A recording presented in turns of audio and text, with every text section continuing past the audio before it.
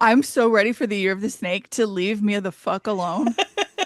Tell your mom she was right. That's rude. I'm so over this year. Welcome to the Incoherent Fangirl. Where we have a very special mini episode for you guys It's today. just a baby. It's just a little one. We're very excited about it. I'm Mandy. And I'm Karen. And I think this week we're both from the Crucible games. Yes. It's very scary right now for us, guys. It's a very scary Hades is time. there though, so it's fine. Yeah. Yeah. In our timeline, it is October 16th. And in y'all's timeline, it's Halloween. It's it's Halloween. Snooky. I love that. So our And season has ended, but we're here. we're here. We just got this very special interview for y'all, and then we're gonna sleep for several We're gonna months. peace out Yeah, until January. we're just gonna chill. But this first. Yeah. That sound means we have an intruder alert. An Oh, a intruder. repeat A offender. repeat a repeat intruder, yeah. Yeah, so we have Abigail Owen back to talk about the things gods break. It's so pretty. Oh my gosh, welcome back, Abigail. Thank you so much for being here. Surprise! You can't keep me away. I just keep sneaking in here. We We don't love want it. to. We don't We want to love keep it. you away. Stay. Come back. All right, so it's a sequel, so I don't know if you have like an elevator pitch you can give for this book without spoiling things, or if you want to just go over the series as a whole, whatever is easiest for you. I'll give a series with a small spoilery hint at book two, but the whole thing's a spoiler. Yeah, To be yeah. honest, like I've had so much trouble talking to people about it because I'm like, I can't tell you, I can't tell you that either. I can't tell you that. Like, She's like, I don't know. Sequels are um, hard. but the series is the Crucible series. It will be a trilogy, so just a heads up, there is a cliffhanger at the end of book two as well as book one. The whole premise starts with a couple thousand years ago, the gods kicked Zeus off the throne because they got sick of him being the king of the gods. It kicked off a war among the gods that eventually leveled Olympus, and that devastated them so much that they instituted something called the Crucible Games, which is every 100 years, the 12 main gods of the pantheon pick mortal champions to fight in a series of trials. And the champion who wins the most trials, their god or goddess, then becomes the king or queen of the gods for the next 100 years. And Hades has never participated in this because why would he bother? He's already the king of the underworld. But this time around, he does, and he chooses our champion, Lyra Keres, for reasons of his own. And, shenanigans ensue from there. I will say with book one, we do resolve the Crucible games. And yes, there is a love story in there that also has sort of a happy for now. Um, and then I dump you off a cliff that ends with Lyra stuck in Tartarus and Hades not in Tartarus. And that's where book two takes off. Yeah. Yeah, you did. Oh, so Lyra's stuck in Tartarus, and her only way out is it feels like the quarter quell to me, where like Katniss is fine, everything's good, they made it out, and then it's like, but you gotta go, Gotta do it again. you gotta Yes. do more. Why do you hate her? Oh, it's not me, No. it's the universe. But also, what's it like coming up with new and creative ways to torture her? I think maybe that's one of the most fun parts about being a writer, is just being like, what else can I throw at these poor people? And especially with book two, you find out that it's not just Lyra, but poor Hades. Like that poor god has been put through a ringer that we just don't even know. Like it's still like you don't know what's going on underneath. Yeah, Oh, oh gosh, I can't, it's so hard to talk about book two because the whole, like you said, the whole thing's kind of a yeah, the whole spoiler. thing is just So I will say book two does have dual POV, in a Okay. very interesting way. Did you go into it knowing that you were going to write it in this way? And what was it like kind of getting inside Hades' mind as well Mhm. as Lyra's?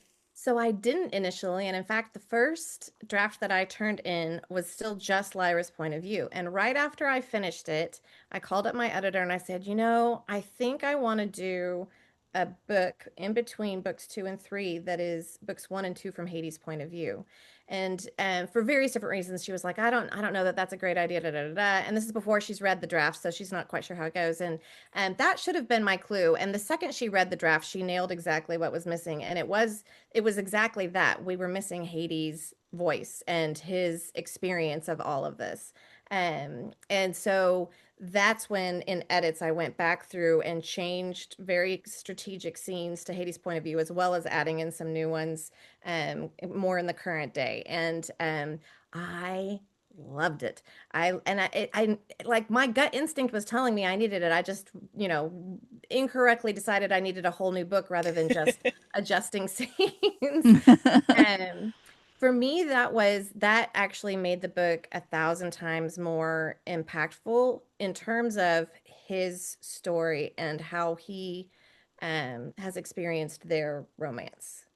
That really turned it around for me. I was like, this is exactly what it was missing and why I thought I needed a whole nother book. I just needed him. Yeah, it really changes the Oh. story um, once we get those POV chapters, I think, and Yeah. it's it's wild how much it changes it. It's my favorite edit that I've ever It's gotten. great. Yeah. And is a little bit part of the reason why we ended up having to bump the book an extra month was it was to give me time to add more Hades, which I was like, okay, if we have to bump the book, that's a decent reason. Yeah, that's fair. Yeah. That's fair. Out of all of the reasons that one could have, Yeah, give Yeah. us more Hades. More Oh Hades. no, Okay, how we can wait. terrible. We can wait 1 month for more please Hades. don't give us more Hades. No. Oh, Um, poor so guy. the Greek pantheon has so many intricacies and like differences of historical opinion Yeah. as on the stories themselves, and then you've put your own spin on a lot of the myths and the mythology. How do you keep track of all of those little nuances to make sure you're consistent while Mm. writing? That's actually a really good question because I have the Greek myths so solidly in my head. It's a mythology that I'm very, very familiar with. For me, to me, it's the same way that I keep track of. I've written 50 books at this point with, I can't remember how many series, a lot of series. And so keeping track of all those worlds, they're real to me. The worlds are real to me. The characters are completely real to me. And I think that helps. I also have ADHD, so I take copious notes, and that's my coping mechanism. And so I just have notes upon notes upon notes. I also tend to keep the final drafts of the previous books open so that I can do searches to make sure that I have found things. I do a lot of listening to the audiobooks afterwards to make sure that I'm getting all the details right. So like I'll finish the first draft and the next thing I do is I listen to the audiobook of the previous book. That And has to be such a surreal experience, like to listen to your book's audiobook. Yeah. I didn't used to be able to, I couldn't do it for the longest time because I would just be like, oh, my words, that's like, I gotta fix that, like Twitch, like, but especially starting with my Liar's Crown series, I started doing the audiobooks in order to just help me with continuity. And it helped so much that I was like, okay, I can turn off my editor if it's gonna help this much. So, yeah. Very cool. That's very cool.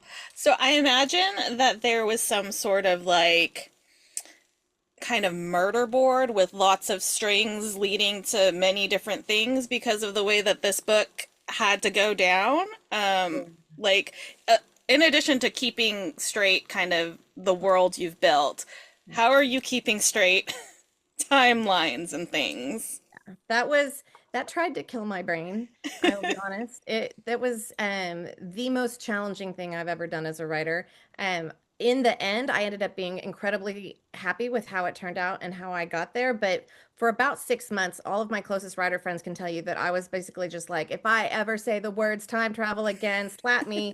Like, don't let me do it. Like, tie my wrist. Like, don't let me do it because it's such a complicated element to add into your just your timeline. And what I ended up having to do is I am generally a linear writer. I write beginning to end. it's rare that I skip. I will skip if I'm like really struggling with the scene, but I can see another one real well. Like I'll skip if I'm just trying to get in words, but for the most part, I write it linearly. I started doing that with this book and it did not work because I had general ideas of what was going to happen in certain moments. Um, but I'm an odd combination of I plot heavily, but I'm also a discovery writer. So like I change my plot as I go while they're telling me exactly what should happen. So I only had certain elements in my head and I didn't couldn't remember like what she knew, what she didn't know, what's been revealed to who. That was just a nightmare. And so what I ended up doing was going, okay, you know what? I'm going to pull out all the time travel elements, write them chronologically, and then Hmm. put what happens on them on index cards, mix them all up in the order that I wanted things revealed to her, put that into a document in that order, and then write all the connecting scenes in between. Oh. That seems so difficult. It was Yeah. You're so right. Never do that again No, to don't do yourself. that. Did it you was know We're going glad you did like it, but did you know like when you started the series that you were gonna have that? Not when I started the series. So when I started the series, for the very first time, I've always started series where I know exactly what's going to be the major parts of each book in the series. With games, I had no idea. I had the initial premise, trials and Greek gods. That's all I knew. And so I was like, I'm just going to play with that and have fun, and I will figure out books 2 and 3 when I get to them. And so I wrote the entire book of book one, and then I wrote that epilogue, and I went, oh, I know what I'm going to do. Because my initial thought after I stuck her in Tartarus was, how the heck am I going to continue a romance with Hades if they're separated for a good chunk of the book? Like that's almost meh. And I was like, ooh, wait, Kronos, Titan of time. We're going to do something with time in a way that allows us to continue the relationship element. And that was all I had in my head when I started book two was I knew I was going to have time element. I knew it was going to be Hades' love story. Then I was like, okay, now what? But I will say what helped a lot with that was that as soon as I got that idea, as I'm turning in my manuscript to my editor, I was like, this is my idea for book two. And she was like, I love it. Let's do it. And so when we were going through edits together, we made sure that we put in little Easter eggs and also noted which scenes we wanted to tie back to book two, so that it was all cohesive. So I already had that all written out of like, I need to tie to this scene, to this scene, to this scene. Mhm. But then from there, it had to be like, okay, what else? What else? Yeah. Yeah. Oh my gosh. yeah, I picture that meme of the guy from is it Sunny in Philadelphia? Is that the Mm, show where he's like looking at I all think the so, with all the Oh, red strings and oh my connecting gosh. all those things. Yeah. Yeah, yeah. It was I still have the index cards because I was like, I'm holding on to these. These are fun. I You're can like, you never never get know. rid of I might have these. to go back to I have to that. go back. What were my scenes again? Yeah, Do you have a favorite god or goddess? I do. I mean, other than Hades, I think who will always be the love of my life. Sorry, husband. Um, Aphrodite is my favorite. Particularly after writing her in book two. If you had asked me before or book one, if you'd asked me before I'd started book one, I probably would have said Athena. I love the fact that she's a mix of both wisdom and war. Like I find that fascinating in the form of a woman in ancient times. Like that is fascinating to me, and I Perfect, think it's yeah. Yeah. really cool. Um, but once Aphrodite stepped onto the page, I was like, I love this. I love this goddess. Like she's so much fun. And also just the fact that I think, for me at least, I put an element to her that was working out my own beef with how the romance genre is kind of perceived and treated in the world as fluff or porn Mhm. for women or whatever, disparaging thing that you want to say about it when it's 50% of the book market written by incredibly intelligent people. Like, I don't know what to tell you. And so that all kind of went into Aphrodite. Yeah. And she I can has feel like that. a Yeah. moment in there where you like you're looking at it and you're like, Wait a minute, you, yeah, you, you. yeah. Well, and when you think about it, because with love, and I say this in book one, where it's basically like, yeah, love seems fluffy and soft until you realize that you can also rip somebody apart with it. Hmm. Like it can Mhm. be it's a double-edged sword. And so It's Right. messy and raw and Mhm. raw, it's also integral to connection as humans. And so I don't know why we think of that as a solely feminine, solely fluffy cutie thing. hearts and Right. Yeah. clouds and I mean, we see what happens when, you know, in book two specifically, we see what happens if somebody you love is out of your reach, Yeah. and you've got the kind of powers that some of these people have. You're like, hold. You're like, oh boy, oh boy. Is there a particular scene that you found either was really fun to write or was really difficult to write?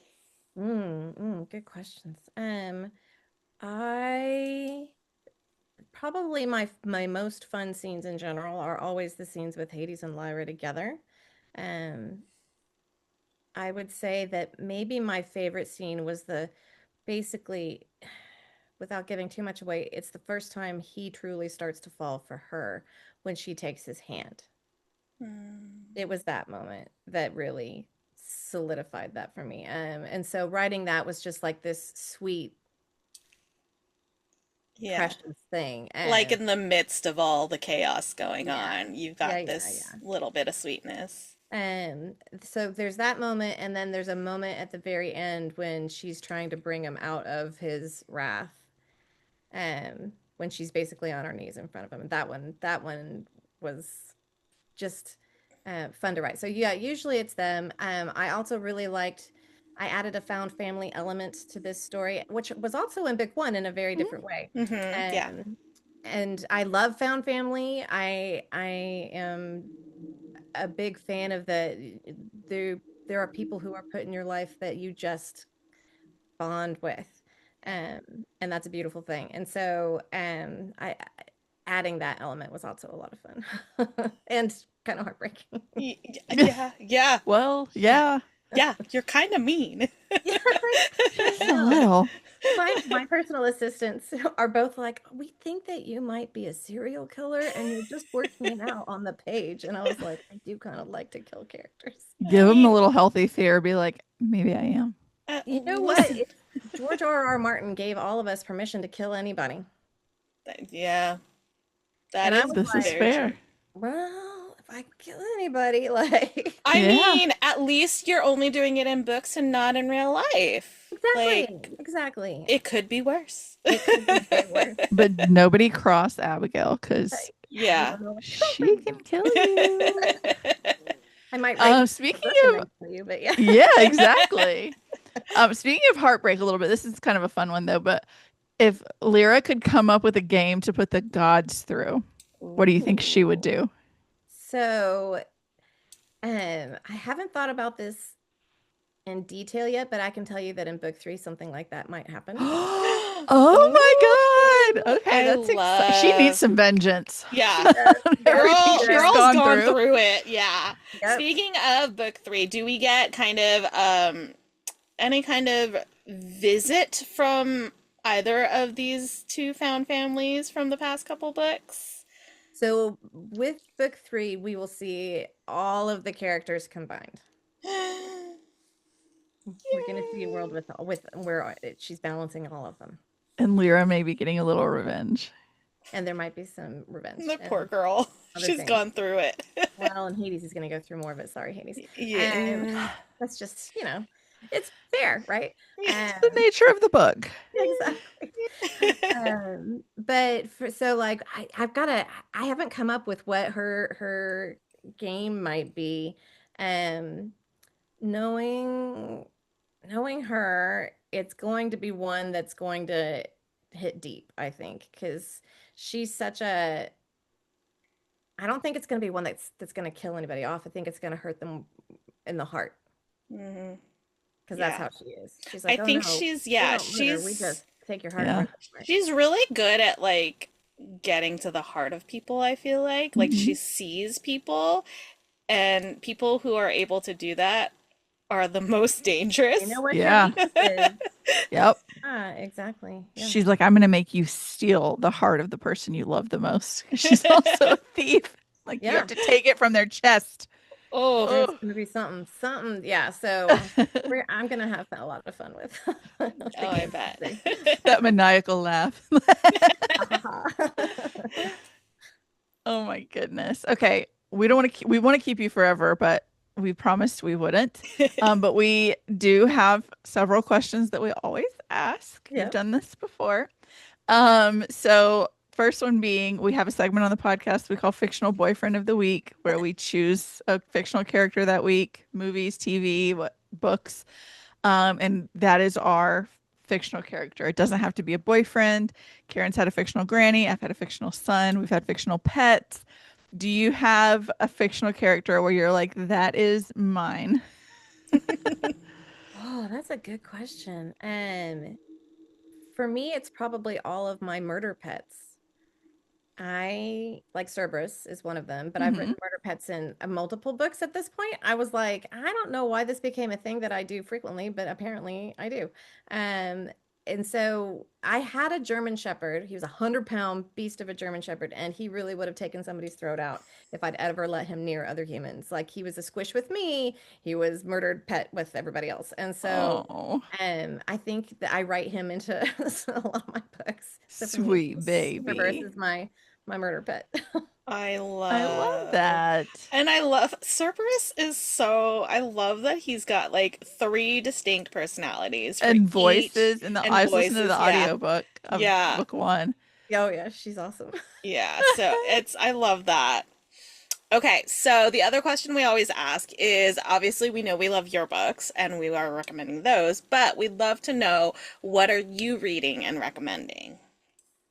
So right now I've just finished Ship of Spells, which is another Red Tower title that's coming out. Yep. I got an early look at it. I devoured it. The world building and the magic system that she puts into this is just fantastic. And I also loved the main character is really rough and just hard, like she's been hardened by life. But that experience I think informs everything that she does in like such a cool way. So like look forward to that one. I really, really enjoyed that one. Yay, We, that I makes think we yeah. have it. Yeah. Yeah, I have it some I thought it was on my shelf right there, but it moved. But It yeah. starts off with a bang and then you just can't put it down. So Oh, I can't wait. Yeah, I'm Yay. excited. I'm excited for that one. All right.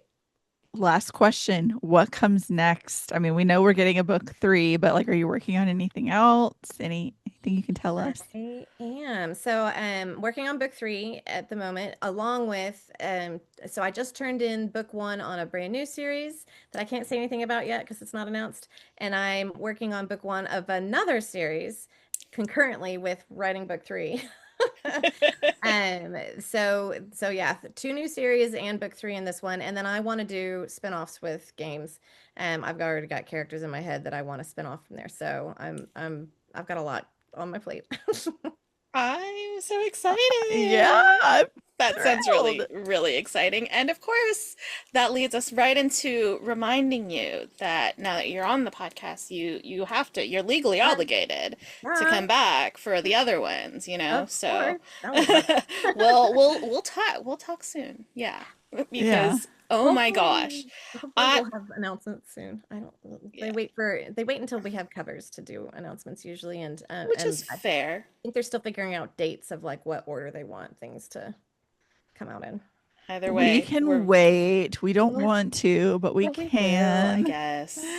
I suppose we will. but it's fun. I'm having a lot of fun with book three. I got to tell you, like it's wrapping all the things up, but I set up enough things that I was like, oh, this is fun. Yeah, well, and Oh, you're like a chronic series writer. Like it must be so nice to get to the end of a series and just tie it all together. It really is.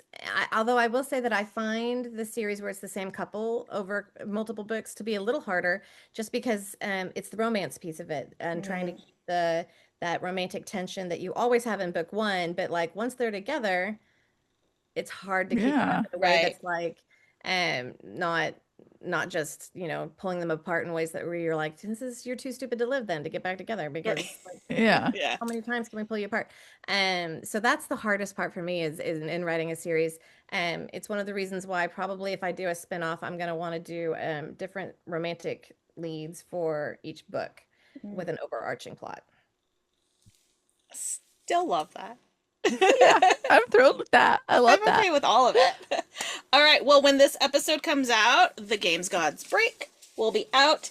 It's beautiful. It's gorgeous. It's going to Yay! look so nice next to book one. Isn't it gonna be so? They're so pretty together, and we're announcing book three. I think in November is when we're gonna officially announce book three, and then you're gonna get to see that one, that cover. So That's so exciting. You don't have to tell me, but is it going to be purple? it's purple. I knew it. I was like, Yes, I, it is. I don't know, but like, I just have a feeling. We debated, so they asked me what about colors and like what weapons on the cover and that kind of thing, and I was like purple or green. And the reason I said those two colors is because I asked a color wheel. I was like, let's research color wheels. What goes with blue and orange? And I was like, oh, purple and green. And they're like, well, we have several green titles coming in 2026, so let's go purple. Uh, the less glamorous side of publishing, right? Right? Where you're like, All what the is boring how- stuff, Yeah, oh which is yeah. But also fun, but like, oh, we're and the picking a weapons color. that they came up with for it are ones that I've never seen quite like that before. And so I'm really like I was already like, so many ideas. This is definitely getting written into the book in some way. Yeah. So I'm excited Yay! about that too. That's That is exciting. so exciting. Amazing. Thank you so much, Abigail, for coming back and hanging out with us. Everybody go pick up the books. They're phenomenal. Now. Do it Now. Do now. it now. Do it Oh, now. thank you guys. And thanks for having me back on. And yes, I would love to come back. Yes, Always. always, always. We're always here. We're waiting Yeah. whenever it happens. We'll catch you on the next one. Yes. All right, we'll talk soon. Okay. Bye. Bye. Thank you. I love her. Love her so much. She's I so do. fun. I love her. Her This brain is crazy, man, yes. because trying to keep oh. And something that made me like internally giggle, she says like hosier. And that is like the highest compliment I could give somebody too. I love that. Yeah, she's You always fun to have on the podcast. Yeah. Yeah. Yay. Yay. All right. You want to do a spiel? George Bailey said he'll help. I think Georgie wants to help. You want to help, Bubba? You can give the spiel. Do it. Say something. Let's do it, Georgie. His little ear popped up. That was cute. All right. If y'all enjoyed this episode, please like, follow, and subscribe wherever you are listening to us. Follow us on social media. We are at The Incoherent Fangirl on all of the things. Visit our website, theincoherentfangirl.com, where you can also stream all of our episodes as well as read our blog. Head to Patreon to subscribe for early access to podcast episodes, full video episodes, and bonus content. George Bailey's face. The best kind of bonus content. George Bailey's face. It is holiday shopping season right now. So Yeah. head to the merch store, theincoherentfangirl.com/shop, and get some cute stuff for yourself and the people in your lives. Yeah, do that. If you have any comments, questions, concerns, suggestions, design ideas you want to tell us that we're pretty, we will accept all of that in our inbox, theincoherentfangirl@gmail.com. We love hearing from y'all. Yes. And of course, one last way to support the podcast is to rate and review on whatever platform you're listening to us on. Please give us all of the words. We love your words. We're big fans of words. She is at Mandy Perv, and he's Mr. George Bailey. Yeah. And she's at Miss Made in China. And once you've followed us on social media and you followed the podcast on social media, you can head over and continue that holiday shopping and visit our internet besties. First stop, you're going to go to herecomesanerd.com and add all the cute artsy pins and all that good stuff into your cart. Use code FANGIRL and you'll get 20% off your first order. Then you're going to head to onceuponabookclub.com. You can subscribe. You can buy random unsold boxes. You can buy random goodies. And you'll use code Karen10 for 10% off. But you have to spell Karen right, or we're going to throw you in the Crucible games. Yeah, they're hard. You don't want to do that. I wouldn't want to be there. No, it's scary. It's scary. I wouldn't want to be there at Don't all. do that. Don't do that. Mm-mm. Okay, and then you're going to visit our bestie, Amber D. Lewis at amberdlewis.com. Add 10 of everything to your cart. Use code Fangirl10 and you'll get 10% off the 10 of everything. And you've gotten one of everything for free. You've shopped for yourself. You've You done are self-care. welcome. Self-care and your holiday shopping is done. You're It's just welcome. smart. Good job. I'm so proud of you. And last but not least, you can support my family. Keep George Bailey fed, okay? He's hungry. I could start playing In the Arms of the Angels. He's doing without. Look at this face. Can't you tell? He's Yes, miserable. he's very struggling. So you can support the show husband. He's at Borna Josh on all the things. You can support his paranormal investigation group by following at Searchers Believe on all the things. You can go to searchersbelieve.com/shop. There's more merch designed by yours truly, and they have tickets to some Searchers events coming up next year. They're going on a little bit of a tour across the country, doing Very. events with ghost hunters and the paranormal minded in 2026. And if you use code fangirl10, you'll get 10% off. You can follow Searchers Podcast on all the things. That's the podcast Josh, our friend Shane, and I do where we talk about all spooky things. And last but certainly not least, you'll follow at Stream Beacon TV on all the things. It is our I always struggle to find the word streaming platform, and I don't know why. It's our streaming platform that's paranormal horror, true crime content, paranormal mysteries. Season finale is tonight when you're listening. And there are more exciting things coming um, with paranormal mysteries and with other series.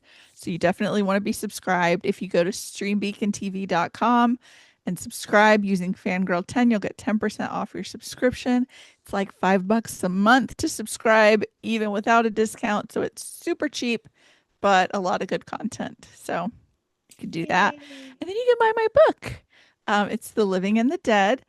It's I've been shortening it. I'm glad you have a copy close by because I don't. They're all the way over on my desk. I never moved It's them from when I opened my box. it's about a girl who was born a ghost and the Reaper who would die to get her to look at him. And I think it's a good time. A lot of people don't think it's a good time because of the ending, but Well, you were pretty mean. New York Times bestselling author Hannah Nicole Mayer says you're pretty mean with that well, ending. I didn't want to be, but that's how it So, happened. More to come. More to come on book two. So yeah, you can go to aepurpose.com/shop. And if you use code Aaron Warner, you'll get 10% off because it wouldn't be me if I didn't make something about Aaron Warner at every turn. So yeah, it's kind of a requirement.